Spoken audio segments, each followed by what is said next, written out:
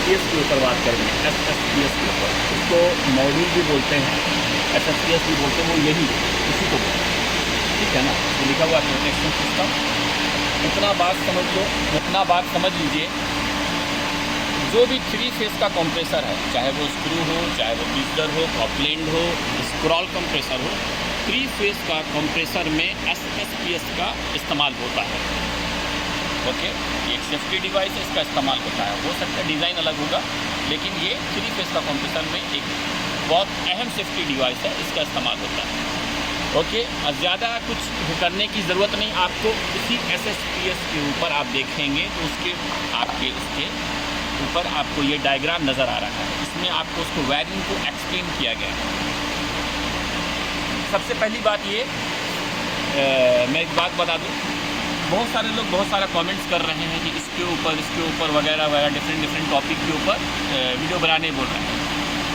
तो भाइयों से एक रिक्वेस्ट है कि भाई थोड़ा मुश्किल है, मैं बना रहा हूँ जिस तरह की, हाँ कोई वीडियो पहले बन जा रहा है, कोई बाद में बन जा रहा है, जैसे टाइम मिल रहा है, क्योंकि काम का लोड भी बहुत ज़्यादा है, काम का प्रेशर बहुत ज़्यादा है। तो भाई लोग थोड़ा माइंड नहीं करें, क्योंकि मुझे भी काम भी करना है, तो वर्कलोड बहुत ज़्यादा है। ओके, तो जैसे मुझे टाइम मिलता जा रहा है उसके हिसाब से मैं वीडियो बनाते जा रहा हूँ, वीडियो अपलोड करते जा रहा हूँ, ठीक है। तो मैं किसी का भी मैसेज को ये नहीं कर रहा हूँ। ओके, तो ये बात मेरे जहन में था तो कहा मैं बता देता हूँ। ओके, अब आते हैं सीधा टॉपिक के ऊपर।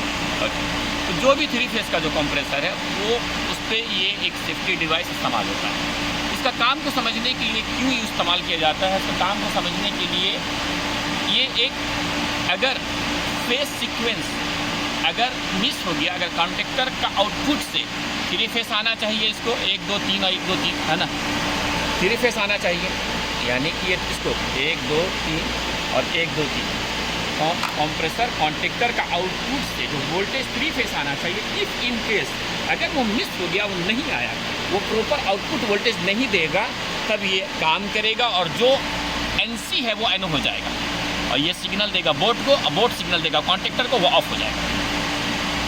सिंपल सी बात। अगर किसी कारण वोल्टेज प्रॉपर, जो वोल्टेज आउटपुट प्रॉपर नहीं हुआ कंप्रेसर कॉन्टेक्टर से, तो SSPS सिग्नल लेगा, और सिग्नल लेके फ़ौरन वो आपका वो बोर्ड को सिग्नल देगा, बोर्ड कॉन्टेक्टर को सिग्नल देगा, वो कॉन्टेक्टर आपका ऑफ हो जाएगा, वो कंप्रेसर ऑफ हो जाएगा।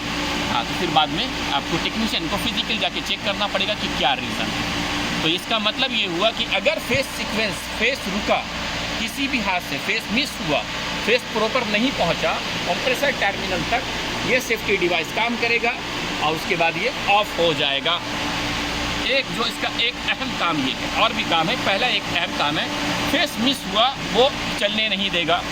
दूसरा, face if in case interchange होगा, वो यहाँ तक नहीं पहुँचेगा क्योंकि चिलर के पास सेफ्टी डिवाइस है, बट इफ़ इन केस अगर फेस जो है रेड येलो ब्लू, अगर इफ़ इन केस अगर वो काम नहीं किया, आगे का सेफ्टी डिवाइस यहाँ तक पहुँच भी गया, और इफ़ इन केस अगर रॉन्ग फेस हो गया किसी भी कारण से, उसके बाद भी ये एक्टिव होगा, एक काम करेगा, और जो NC है उसको NO करेगा।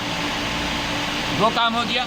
तीसरा, आप इसमें वायरिंग डायग्राम में देखें, यहाँ पर डायग्राम के हिसाब से आप इसको फॉलो करें। क्या है ये L और N, यानी 220। हाँ, L और N क्या है? 220, ठीक है। ये 220 अगर किसी हाल पे नहीं पहुंचा, तब भी वो NC हो जाएगा, सॉरी NO हो जाएगा। NC तो जब 220 रहेगा तब वो NC होगा, और जब 220 नहीं रहा, किसी वजह से वोल्टेज रुक गया, कुछ भी हो सकता है, तो वो चेक करना पड़ेगा। तो ये बता रहा हूँ आपको, ये अगर 220 नहीं मिला तब भी वो NO हो जाएगा। ओके, जब वो NC है, जब 220 रहेगा तो NC रहेगा, लेकिन ये फेस इंटरचेंज हो गया तब वो भी NO हो जाएगा। फेस मिस हुआ, नहीं पहुंच पाया प्रॉपर, तब भी वो NO हो जाएगा। पूरा बताएंगे, हाँ वीडियो पूरा कंप्लीट देखने, हाँ कहाँ पर सब बताते हैं, 1 मिनट बाद में एक और। ओके, तो यहाँ पर यानी कि इस SSPS को एक जगह लैंड और न्यूट्रल चाहिए 220, और अलग से 3 फेस चाहिए, लैंड 1, लैंड 2, लैंड 3, 2 वोल्टेज है ना। और उसके बाद इसको लैंड और L और N में 220 ही चाहिए यार, कितना चाहिए, तो उसके लिए परेशान होने की ज़रूरत नहीं है। क्लियरली आप इसके पर जाएं, आप इसका डिस्क्रिप्शन रीड करें तो देखिए 115 और 230, यानी कि ये दोनों वोल्टेज में चलेगा, मल्टी वोल्टेज में, 115 में भी और 230 में भी। ओके, ये दोनों वोल्टेज में चलेगा इसका। हाँ, इसका रेंज कितना है, टेम्परेचर का जो रेंज है वो -30 से लेके +70 डिग्री सेंटीग्रेड तक चलेगा। यानी कि 70 डिग्री अगर टेम्परेचर होगा तब तक वहाँ काम करेगा। उसके ऊपर अगर किसी हाल अगर क्रॉस किया इफ़ इन केस, तो वो सीधा जो NC है वो NO हो जाएगा। इतना टेम्परेचर को वो सूटेबल है, उसके बाद सूटेबल नहीं है। और -30 तक भी वो काम करेगा। ओके, यहाँ पर होती है। ये होने के बाद एक और काम है इसका, यानी कि फेस सीक्वेंस, फेस मिस, बाद में लैंड न्यूट्रल को एक वोल्टेज। एक और काम है इसका, ओके, एक और अहम काम ये है इसका, अगर कंप्रेसर का जो वाइंडिंग है वो या कंप्रेसर का जो ऑयल है, दोनों, इस बात को दोनों ध्यान रखना, कंप्रेसर का वाइंडिंग या कंप्रेसर का ऑयल दोनों का टेम्परेचर ओवर हुआ जो उसका डिज़ाइन के हिसाब से, तब भी ये NC नहीं NO हो जाएगा, जो NC है।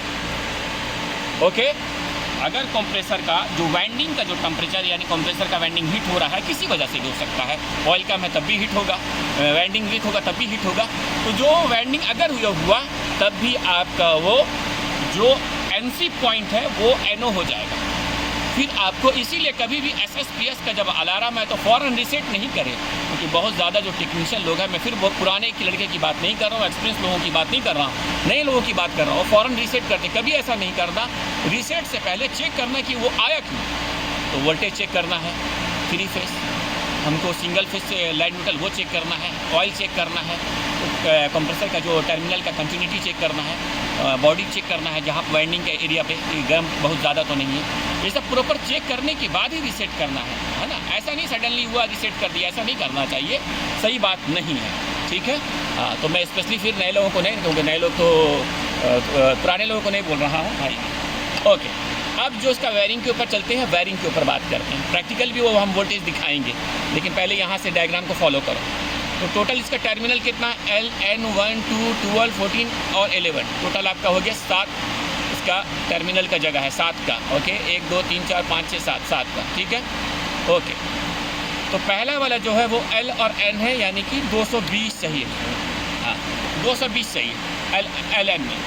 वो कहाँ पर है, वो ऑलरेडी लिखा है, कुछ करने की ज़रूरत नहीं, कोई परेशानी की ज़रूरत नहीं है। हाँ, कहाँ लगाना, ओके, LN लगा बना हुआ, तो वहाँ पर आपको वायर लग जाएगा। तो N में जो वायर लगेगा जो जामिल का नंबर है, दूसरी कंपनी का नंबर चेंज हो जाएगा, लेकिन सब में सिस्टम यही है, वैसे ही काम करता है, वायर नंबर खाली चेंज हो जाएगा। तो नंबर 2 यानी N में जाएगा और 1 भी L में जाएगा, तो हो गया, ओके। बाद में हम लोग क्या है आपका 1 2, ये वही है, ये 1 2 जो मैं बता रहा था, ये वाला 1 2 ये वही है। अगर ऑयल का टेम्परेचर हाई हो गया, वाइंडिंग का टेम्परेचर हाई हो गया, तो ये सिग्नल देगा और ये जो है आपका NO हो जाएगा, जो NC होने वाला पॉइंट है, ओके ओके। बाद में अब आइए, हमारा क्या है 12 14 11, 12 14 11, 14 और 11 में NC होना चाहिए, तभी आपका सिस्टम चलेगा। जब ये नॉर्मल है, ओके है, कंप्रेसर ओके है, सब कुछ temperature, face sequence, everything, voltage okay है, सब कुछ, कोई प्रॉब्लम नहीं है। तो 14 और 11 में कंटिन्यूटी बताएगा। लेकिन अगर वो किसी ट्रिप अगर आ गया, जब ट्रिप हो गया वो किसी वजह से भी, कोई भी रीज़न से, तब आपको 12 और 11 में कंटिन्यूटी बताएगा, 14 11 में फिर नहीं बताएगा, इसमें बताएगा। इसमें बताने का मतलब है कि वो ट्रिप हुआ है, फिर वो चेक करने वाली बात है कि किस रीज़न से ट्रिप हुआ है, ठीक है। ये दोनों पॉइंट हमेशा NC होना चाहिए, इसमें कंटिन्यूटी बताना चाहिए। नहीं बता रहे तो इसका मतलब है कि आपका कंप्रेसर ओके है, वोल्टेज ओके है, ठीक है। एक बात और, अगर ये SSPS जामिल से लेना है तो उसका नंबर ये है 347017.10, जो भी है डैश करके, क्योंकि ये नंबर आप जामिल में बोलेंगे, आपको SSPS की ज़रूरत नहीं, नंबर ही काफ़ी है आपके पास। ये नंबर आप जामिल के स्पेयर पार्ट्स के शोरूम में जाएंगे, इजीली ये सामान मिल जाएगा। तो इसका जो कनेक्शन था वो इसी तरह का कनेक्शन है, ओके, ठीक है, ओके। बाद में हम लोग अभी वोल्टेज ऑफ है, ब्रेकर ऑफ है, ऑन नहीं किए, ऑन करके फिर मैं यहाँ वोल्टेज भी दिखाऊँगा, उसको NC भी दिखाऊँगा। चलिए, बाकी हम लोग उसको कंप्लीट करते हैं दूसरा वीडियो में, ओके।